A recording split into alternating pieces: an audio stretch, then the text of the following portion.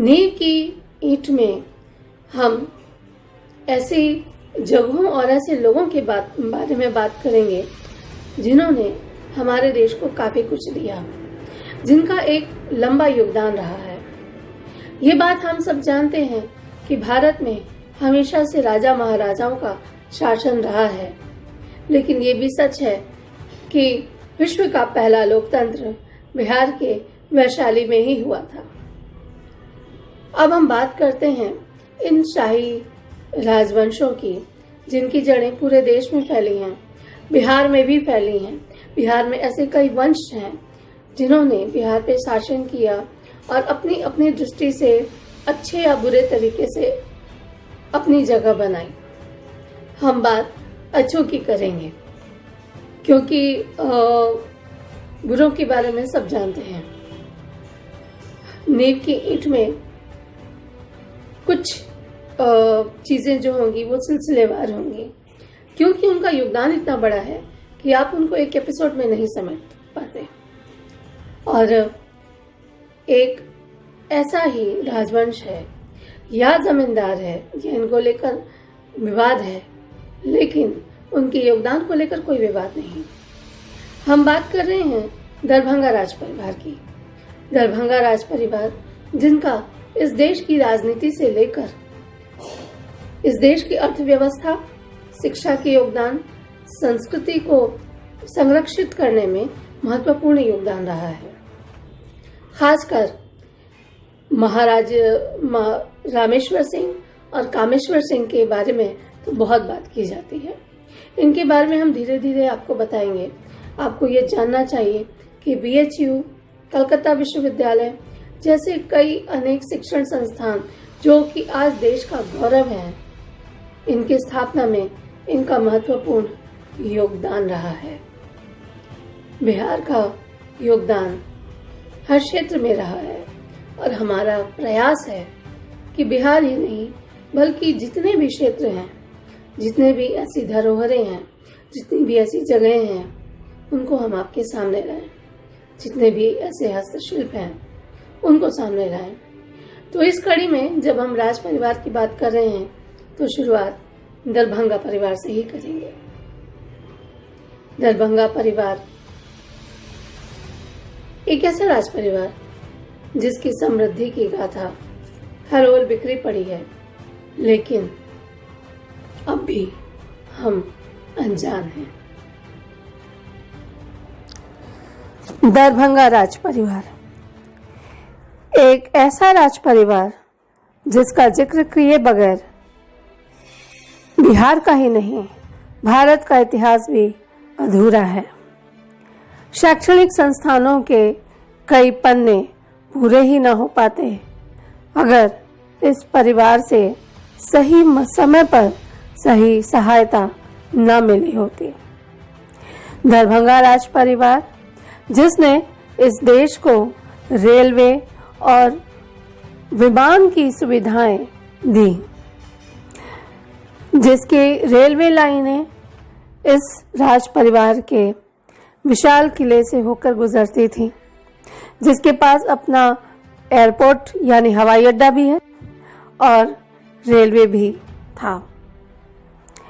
आज जब हम निजी रेलवे की बात करते हैं, रेलवे के निजीकरण की बात होती है, तो यह काम दरभंगा राज परिवार के रहते हुए हो चुका था। दरभंगा राज परिवार जिसने कलकत्ता विश्वविद्यालय से लेकर BHU और कई शैक्षणिक संस्थानों को सहायता दी। दरभंगा राज परिवार आज जिसके योगदान के बारे में लोग कम जानते हैं। कोलकाता की सबसे बड़ी इमारत जिस जमीन पर खड़ी है वह भी कभी दरभंगा राज परिवार की ही थी। आज कलकत्ता विश्वविद्यालय का प्रशासनिक भवन जहां से काम करता है वह भी दरभंगा राज परिवार का ही है। समृद्धि ऐसी कि विदेशों में, सारी दुनिया भर में इनका नाम था। रोल्स रॉयल्स चलती थी, पेशवा के आभूषण इनके खजाने में थे। आज हम आपको एक ऐसे ही समृद्धशाली राज परिवार के बारे में बताने जा रहे हैं। दरभंगा राज बिहार प्रांत के मिथिला क्षेत्र में लगभग 8380 किलोमीटर के दायरे में फैला हुआ था। इसका मुख्यालय दरभंगा शहर था। इस राज्य की स्थापना मैथिल ब्राह्मण जमींदारों ने की थी।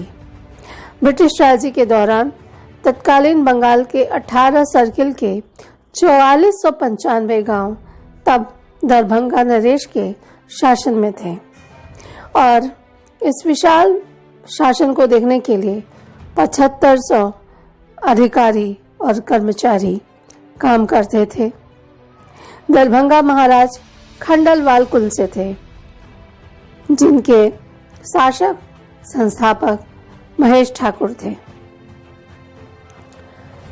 खंडलवाल राजवंश भारत में कई ब्राह्मण राजवंशों में से एक था, जिसने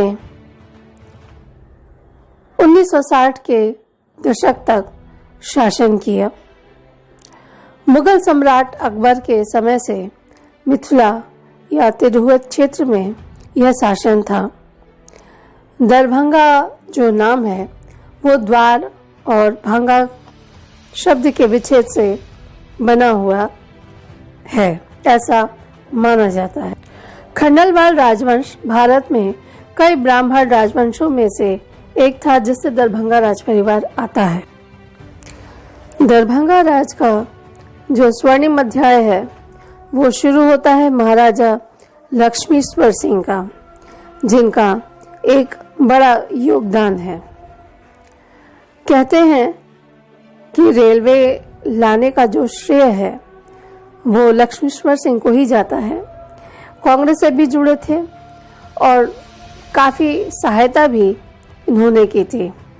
इनके बाद शासक हुए रामेश्वर सिंह, जिन्होंने शिक्षा व संस्कृति के क्षेत्र में और भवन निर्माण के क्षेत्र में काफी योगदान किया।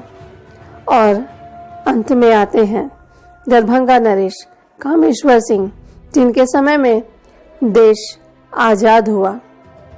रामेश्वर सिंह को महाराजा धीराज की उपाधि मिली और कामेश्वर सिंह को भी ये उपाधि मिली। कामेश्वर सिंह अपनी शान शौकत के लिए पूरी दुनिया में विख्यात थे।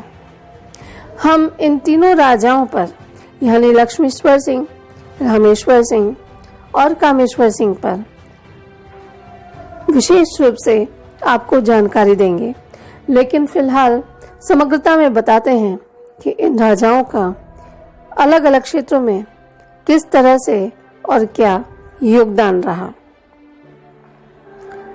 बात करते हैं संगीत और ललित कलाओं की।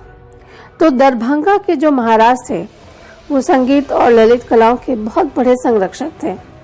18वीं सदी से ही दरभंगा हिंदुस्तानी शास्त्रीय संगीत का बड़ा केंद्र बन गया था।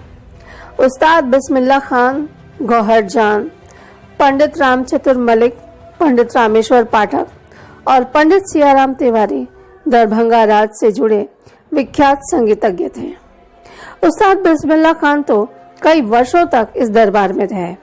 कहते हैं कि उनका बचपन दरभंगा में ही बीता था। गौहर जान ने 1887 में पहली बार दरभंगा नरेश के सामने प्रस्तुति दी थी, फिर वो भी दरबार से जुड़ गए।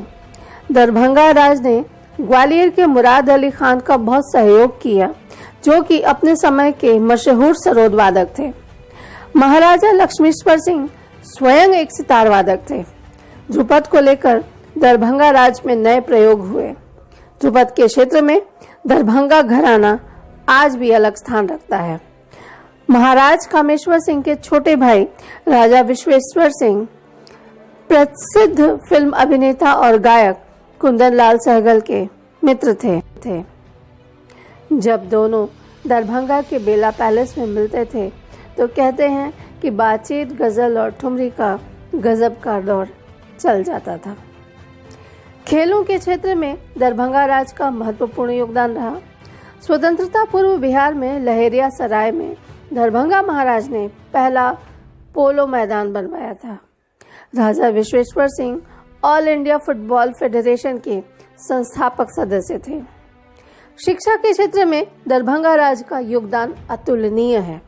दरभंगा नरेशों ने बनारस हिंदू विश्वविद्यालय, कलकत्ता विश्वविद्यालय, इलाहाबाद विश्वविद्यालय, पटना विश्वविद्यालय, कामेश्वर सिंह संस्कृत विश्वविद्यालय, दरभंगा मेडिकल कॉलेज और ललित नारायण मिथिला विश्वविद्यालय, अलीगढ़ मुस्लिम विश्वविद्यालय और कई संस्थानों को काफी दान दिया। महाराजा रामेश्वर सिंह बहादुर पंडित मदन मोहन मालवीय के बहुत बड़े समर्थक थे और उन्होंने बनारस हिंदू विश्वविद्यालय को 5 लाख रुपए कोष से दिए थे। महाराजा रामेश्वर सिंह ने पटना स्थित दरभंगा हाउस यानी नवलखा पैलेस पटना विश्वविद्यालय को दे दिया था। सन 1920 में उन्होंने पटना मेडिकल कॉलेज हॉस्पिटल के लिए सबसे ज्यादा दान दिया। दरभंगा नरेशों ने स्कूली शिक्षा के क्षेत्र में काफी योगदान किया। महाराजा लक्ष्मीश्वर सिंह बहादुर भारतीय राष्ट्रीय कांग्रेस के संस्थापक सदस्यों में से एक थे। अंग्रेजों से मित्रतापूर्ण संबंध होने के बावजूद उन्होंने कांग्रेस की काफी आर्थिक मदद की। डॉक्टर राजेंद्र प्रसाद, अबुल कलाम आजाद, सुभाष चंद्र बोस और महात्मा गांधी से उनके घनिष्ठ संबंध थे। 1892 में कांग्रेस इलाहाबाद में अधिवेशन करना चाहती थी, पर अंग्रेज शासकों ने किसी सार्वजनिक स्थल पर ऐसा करने की इजाजत नहीं दी। ऐसे में जब ये जानकारी महाराजा लक्ष्मीश्वर सिंह को मिली तो उन्होंने एक महल ही खरीद लिया। उसी महल के परिसर में कांग्रेस का अधिवेशन हुआ था। महाराज ने वो किला कांग्रेस को ही दे दिया। महाराजा कामेश्वर सिंह ने भी राष्ट्रीय आंदोलन में काफी योगदान किया। महात्मा गांधी उनको अपने पुत्र के समान मानते थे। दरभंगा में कई महल हैं जो दरभंगा राज काल के दौरान ही बनाए गए थे। इसमें नरगोना पैलेस शामिल है, जिसका निर्माण 1934 के नेपाल बिहार भूकंप के बाद किया गया था। अब बात करते हैं दरभंगा राज परिवार के लोक निर्माण कार्यों की। महाराजा लक्ष्मीश्वर सिंह बहादुर ने स्कूल, डिस्पेंसरी और अन्य सुविधाओं का निर्माण किया और जनता के लाभ के लिए उसे अपने धन से बनाया।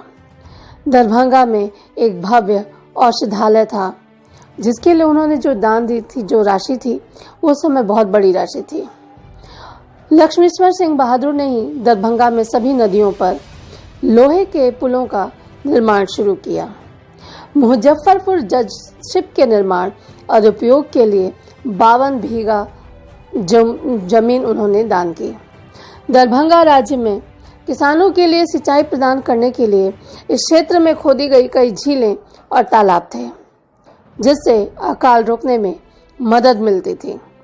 उत्तर बिहार में पहली रेलवे लाइन दरभंगा और बाजितपुर के बीच गंगा के विपरीत 1874 में बनाई गई थी और ये लक्ष्मीश्वर सिंह का योगदान था। दरभंगा राज 19वीं सदी के शुरुआती भाग में 1500 किलोमीटर से भी अधिक सड़कों का निर्माण कर चुका था।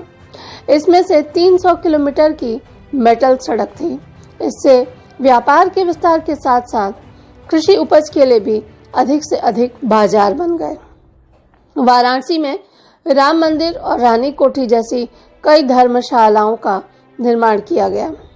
बेसहारा लोगों के लिए घरों का निर्माण किया गया। मुंगेर जिले में मान नदी पर एक बड़ा जलाशय कहारपुर झील बनी। दरभंगा राज दुग्ध उत्पादन में सुधार के लिए क्रॉस ब्रीडिंग मवेशियों का अग्रणी था। दरभंगा राज द्वारा हांसी नामक एक बेहतर दूध देने वाली गाय की नस्ल पेश की गई, जो स्थानीय गायों और जर्सी नस्ल के बीच की क्रॉस ब्रीड थी। कलकत्ता में भी दरभंगा हाउस था। आज कलकत्ता की जो सबसे बड़ी इमारत है, यानी कोलकाता की जो सबसे बड़ी इमारत है, वहाँ कभी दरभंगा हाउस हुआ करता था। हैरत की बात यह है कि हेरिटेज होने के बावजूद न जाने कैसे इमारतें ढह जाती हैं, ढहा दी जाती हैं और वहाँ बड़े बड़े मॉल्स और रिहायशी इलाके तैयार हो जाते हैं। लेकिन